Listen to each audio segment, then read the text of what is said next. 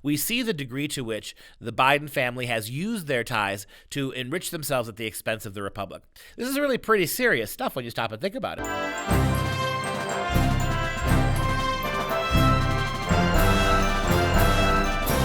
I'm Dr. Duke, and this is Constitution Corner.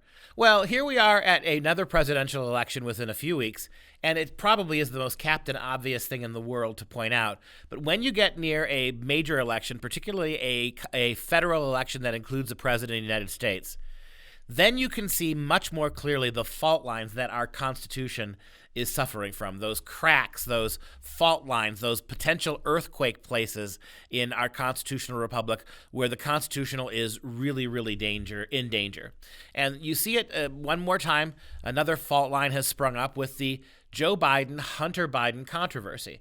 We have a situation now where people have been claiming for years. This goes back certainly to the very beginning of Donald Trump's administration, but before that, all sorts of evidence that the Biden family has enriched themselves in ways that make the typical enrichment that goes on in a congressional or a senatorial career look like peanuts. The income of the Biden family, the wealth of the Biden family, and the extended Biden family. It's not just Joe and Jill getting rich. It's the extended family really, really capitalizing on the ties to big government during the vice presidency of Joe Biden.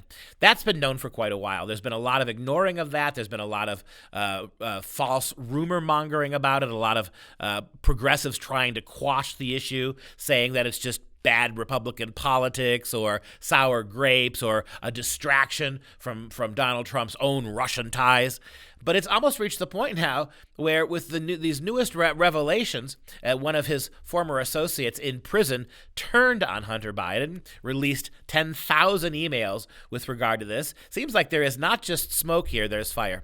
We now have the FBI and the Department of Justice who have taken a look at the laptop, the evidence on the laptop, these emails, and they have both confirmed that this does seem to implicate Hunter Biden, number one, and number two, that this has nothing to do with Russia. Almost minutes after this scandal broke this week, you had Adam Schiff, who is the most shiftless of our senators. Just a complete deer in the headlines look on that guy's face. One of our most...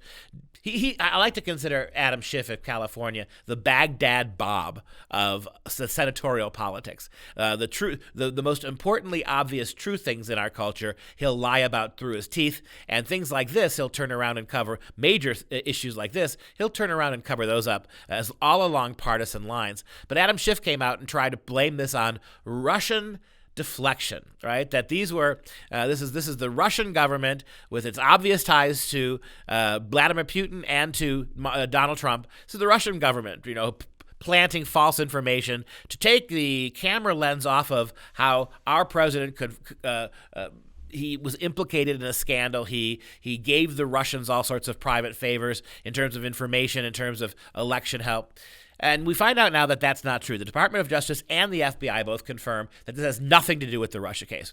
Now, here you have an actual full-blown situation where a vice presidential family is actually doing business with a foreign country, both Burisma and places like the Ukraine, but with China as well. We see the degree to which the Biden family has used their ties to enrich themselves at the expense of the republic.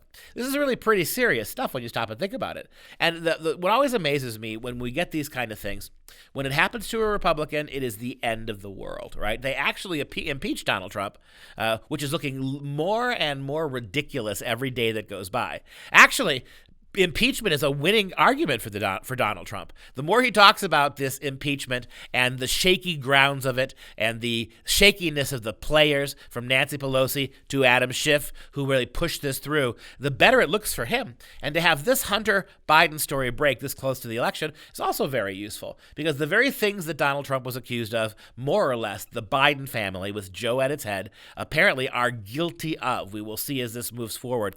Tied into this is the social media giants, I think unconstitutional, hiding of this information.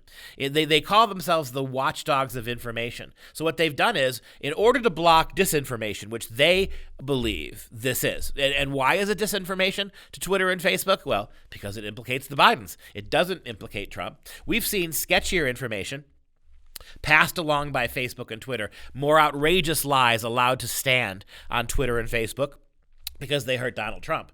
Nowhere did Facebook and Twitter try to counteract that disinformation. But this episode, all right, so close to the election, has been completely shut down. You'll be glad to know this, Constitution lovers, though. We just in the news today that an analysis has already been done.